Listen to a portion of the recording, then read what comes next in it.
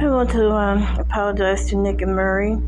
There are many people dealing in witchcraft nowadays, and I forgot about Jason. Jason, don't say his last name because it was true, but you will have to go through a whole can of hell and worms to prove it.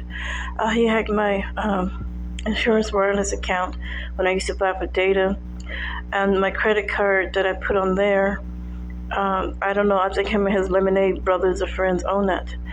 They hacked into my account and took money out of it, so I completely forgot about that. So if that ever happened again, because of spiritual deception and witches and stuff in the world, like, I can't call no name. You just have to keep walking with that person until you see them in the flesh, with your own eyes betray you. But make a long story short, what else I wanted to talk about? I don't ever want to say anything about anybody that they didn't do, but him for sure. Yes, I know for sure. Oh yeah, about the vision of Nick pulling at my heartstring. About 3 days before that, I had a vision of Jason in gray silhouette or background, and he was holding the motor of his car in his arms. He said, "Well, the only baby I have in my arms is the motor of my car." And about 3 days after that, I had a vision of Nick. Nick laid his shoulders on my chest, and he had his basketball in his arms, and he pulled at my heartstring. He said, "Well, I spent $1 million on you," and he pulled at my heartstring. I'm like, "Well, why you gonna spend money on me and try to kill me too?" I completely forgot about Jason down through the years. I caught Jason entering my body, trying to pull my heartstrings. I don't know why men think that it's okay. Well, if you don't marry me, if you don't do this, if you don't do that, then I tell you to, I kill you.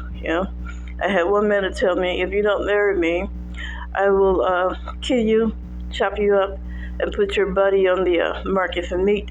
What? What makes you think that sound good?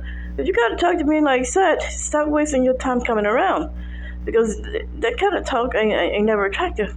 "Well, I committed all these crimes against you. I destroyed your credit reference. I took you down to zero." Yeah, well, you left me homeless too. Couldn't find a place to stay because of you. And I spoke. I'm not a person that want to speak profanity to somebody with a vulgar tongue or something. But to everything, there's an opposite. And if you can't talk to nobody respectfully, the term is it's time to let some of that ning out you. It's time to get ugly, and put the foot down. And it's forced to know, I don't want this behavior in my life by all means necessary. And nowadays, days have changed. It's hard to tell on a warlock. There's many of them running around now, flying around, I should say, whatever, hiding around. It's hard to tell on a warlock. You might get the wrong person. That's exactly what he wants. He wants to tear apart the direction that you're going, the person that you're talking to. He wants to tear that apart, and that makes him feel good because he didn't get you.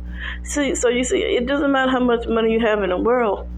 You got billionaires out here. They're just flat out federal attractors and lunatics. No matter how much you want to love them or forgive them, you just can't, because behind one episode is another, and you end up losing the friends you had. You end up tearing that apart too. So yeah, it did come to my mind, what was those two spirit meetings and visions similar? He's got a motor in his arms saying set words,